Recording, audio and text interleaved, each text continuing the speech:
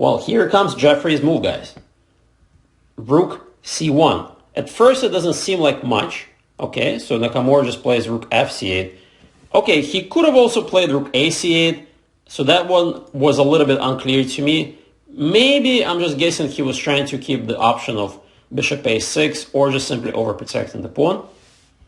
But this move to me feels slightly weakening. Specifically, f7 pawn, right, is black's weak point. It's not obvious yet why it's weak, right? It's protected twice with the king and the queen. But Jeffrey tunes his antenna right at the right moment, at the right direction. Pawn takes, and now, guys, bishop c4.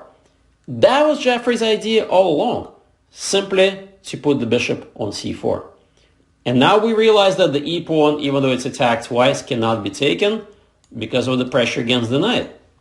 So somewhere around here, maybe Nakamura missed this idea or he underestimated Jeffrey's plan. Black is in serious danger. Generally speaking, I see knight g5. Maybe queen can go to d6, right, to trade queens. Very annoying position for black. So knight f8 is played.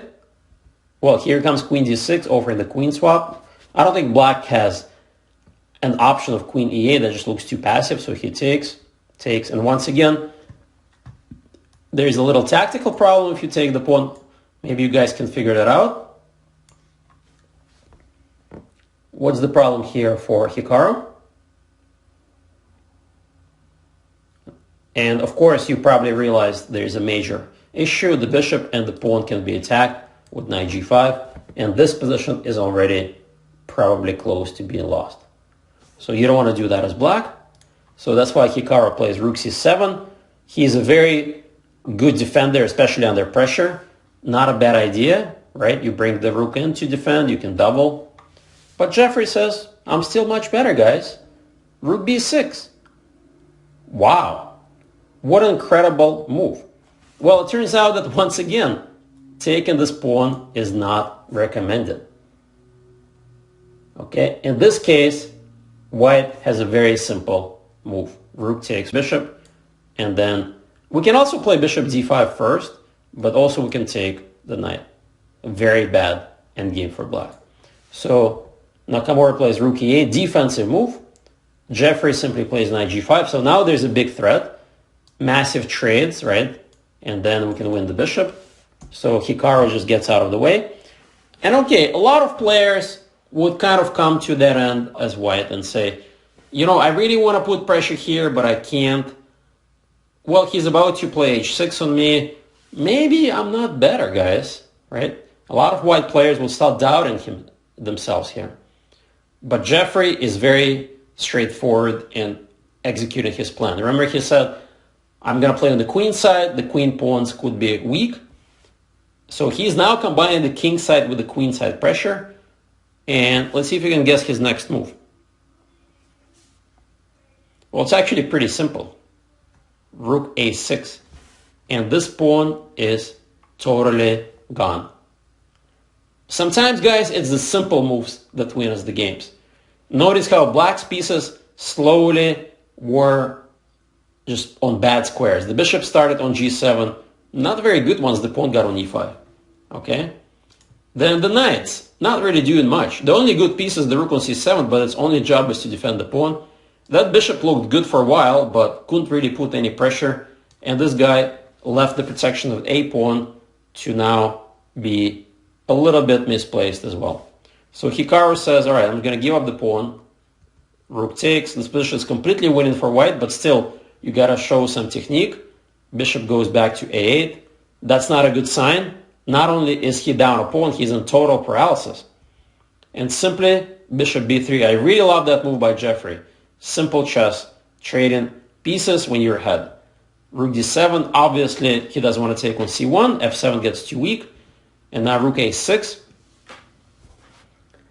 Again, very difficult to get anything going here for black. So he plays h6.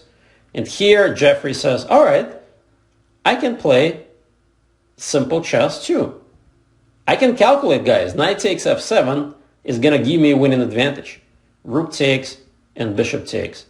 Normally, you don't want to give up 2 minors for the rook, especially in the opening, for the rook and pawn, right? Especially in the opening or the middle game, but this is an end game where these rooks are quite menacing, and furthermore, all of black's pieces are really, really misplayed.